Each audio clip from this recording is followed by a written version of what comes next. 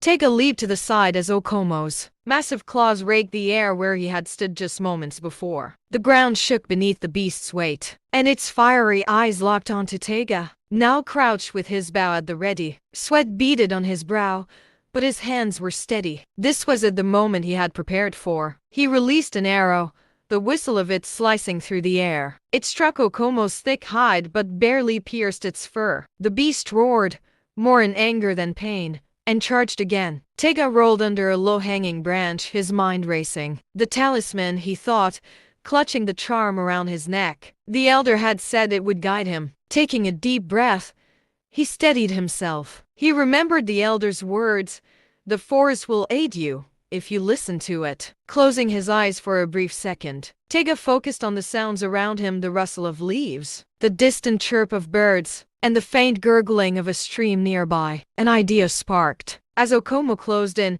Tega sprinted toward the sound of the stream. The beast thundered after him, its massive paws crushing everything in their path. Reaching the water's edge, Tega turned abruptly. The narrow banks and slick rocks would slow the beast's movements. With precision, he loosed another arrow, this time aiming for the beast's glowing eyes. It struck true, and Okomo howled, momentarily blinded. Seizing the opportunity, Tega drew his final, specially crafted arrow. Its tip, coated with a rare venom extracted from forest plants, gleamed in the fading light. Tega whispered a silent prayer and let the arrow fly. It found its mark, embedding deep into the beast's chest. Okomo stumbled, its roars fading into guttural growls. The massive creature swayed, its fiery eyes dimming. With a final, earth-shaking collapse, it fell. Tega stood still, his chest heaving as he watched the beast take its last breath. The forest grew silent, as if holding its breath,